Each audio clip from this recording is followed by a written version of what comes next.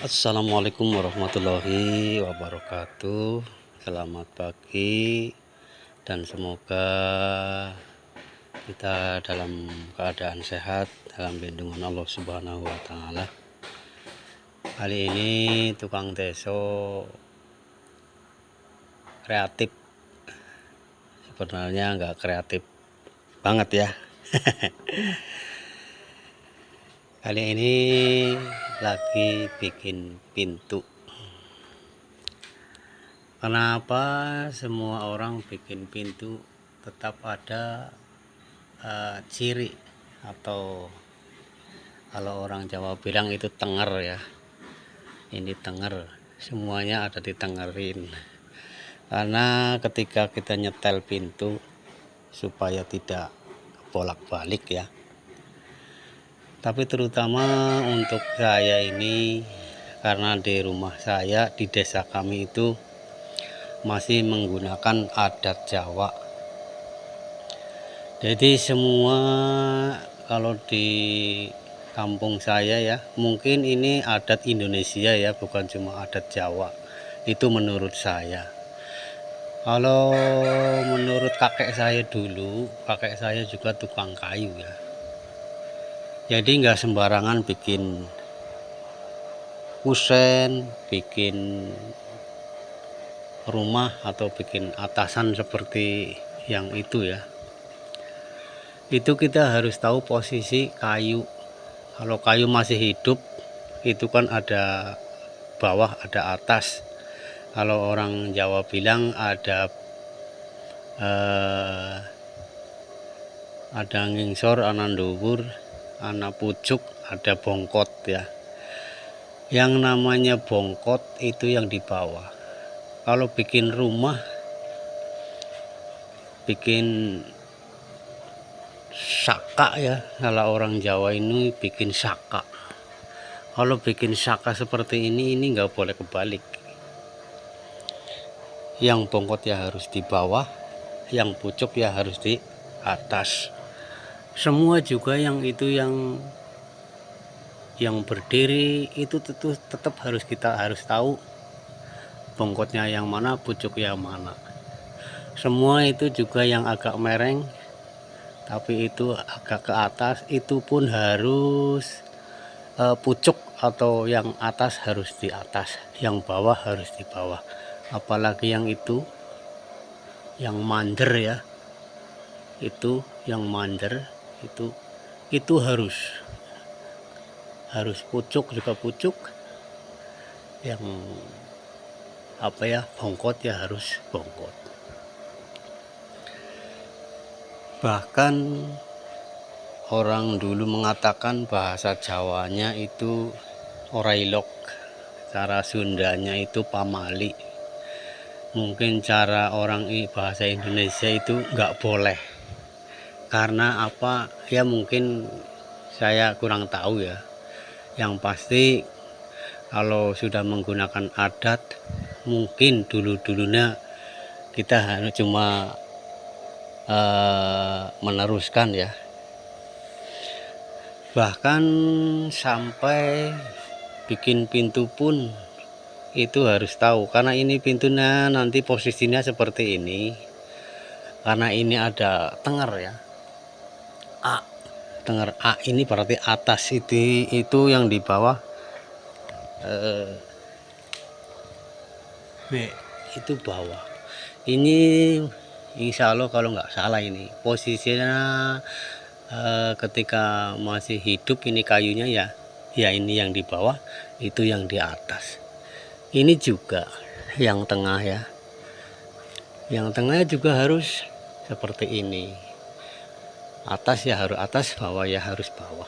Dan juga yang semuanya ya, yang posisinya berdiri itu tetap kalau masih menggunakan adat ya harus seperti itu.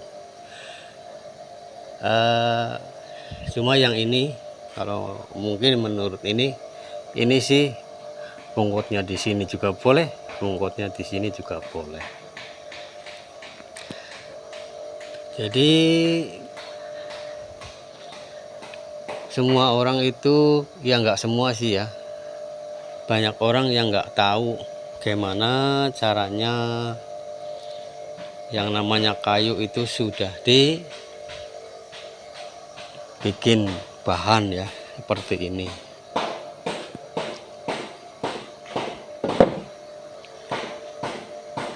Sudah dibikin bahan seperti ini. Ini gimana caranya? Ini kalau kelihatan seperti ini nggak tahu ya, bongkotnya yang mana, pucuknya yang mana kan kita nggak tahu ya. Tapi ada caranya seperti ini. Pertama kita harus mengambil meteran dulu seperti ini. Kita tarik seperti ini.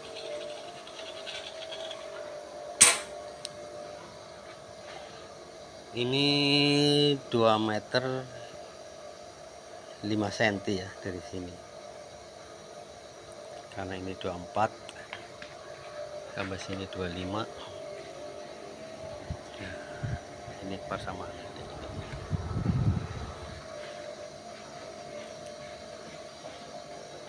2 meter 5 kita harus tandai 2 meter 5 cm dibagi 2 jadi 1 meter 2 cm setengah. Ini seperti ini. Lalu kita angkat. Kita angkat posisinya seperti ini. Tuh, kelihatan. Itu bawah. Bawahnya kelihatan ya. Jadi kalau yang di bawah itu pasti itu bongkot. Ini yang di atas pasti ngangkat. Jadi caranya seperti itu. Pasti semuanya seperti itu ya. Ini yang satu. Kita juga bisa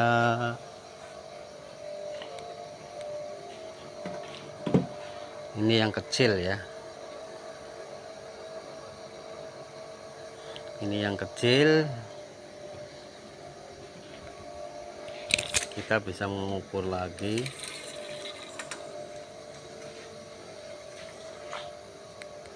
Ini 2 meter 3 cm ya. 2 meter 3 cm. Jadi di sini 1 meter 1,5. Karena 3 cm 2 meter 3 dibagi 2 jadi 1 meter 1,5 cm. Ini kalau ngangkat seperti ini udah tahu semuanya tuh, tetap itu yang di bawah, ini di atas.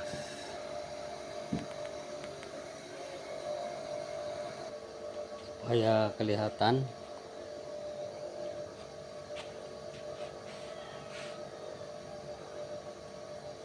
Nih seperti ini, itu pasti di bawah ya, itu pasti bongkok, itu pucuk.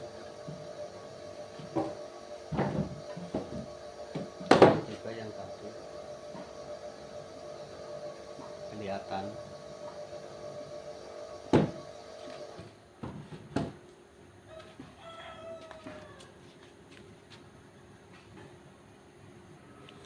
Jadi seperti itu caranya.